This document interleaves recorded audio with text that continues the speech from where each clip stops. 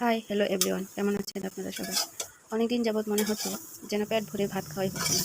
বাঙালিকে যতই আপনি পোলাও মাংস বা অন্য কোনো কিছুই খাওয়ান না কেন, বাঙালি যদি তার পাতে ভর্তা জাতীয় কোনো কিছু না পায়, যেন পেট ভরে খেতেই পারে না। বাঙালির একটা অন্যতম কাজই হচ্ছে ভর্তা খাওয়া। তাই আজকে কাঁকরোলের ভর্তা করলাম।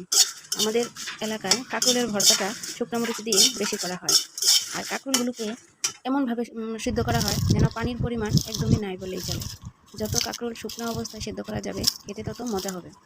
তাই আজকে শুকনো মরিচ ভেজে তাতে সামান্য লবণ এবং পেঁয়াজ এবং দিয়ে ভালোভাবে কচলে নিতে হবে। আপনি যদি শুকনো মরিচ লবণ দিয়ে কচলে না নেন তাহলে ভর্তার স্বাদটাই যেন পাওয়া যাবে না। আপনি যত পেঁয়াজ শুকনো মরিচ আর লবণ একসাথে মিক্সড করে যত কচলে নিতে পারবেন তত ভর্তার স্বাদটা যেন দ্বিগুণ বৃদ্ধি পাবে। তাই আমি ভালোভাবে ভর্তাটাকে কষিয়ে নেওয়ার চেষ্টা করছি যাতে ভর্তাটা খেতে ভালো হয়। এখন আমি একটু সরিষার তেল দিয়ে দিচ্ছি। বাঙালির কিন্তু সরিষার তেল না হলেই চলে না, বিশেষ করে ভর্তার ক্ষেত্রে। ভর্তাতে বাঙালি সরিষার তেল দিবেই, কারণ ভর্তার একটা সুন্দর ফ্লেভার আনার জন্য সরিষার তেলের জুড়ি নেই। তারপরে সিদ্ধ করে রাখা কাঁকরোলগুলো আমি হাত দিয়ে মুথে নিচ্ছি।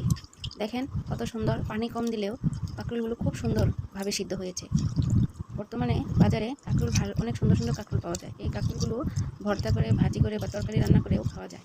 আমার কাছে কাঁকরোলের ভর্তাটা অনেক ভালো লাগে। কাঁকরোল ভর্তা দিয়ে গরম গরম যদি সকালবেলা ভাত খেতে পারেন তাহলে পেট ভরে ভাত খেতে পারবেন। আর বাঙালির প্রধানই হচ্ছে ভাত খাওয়া।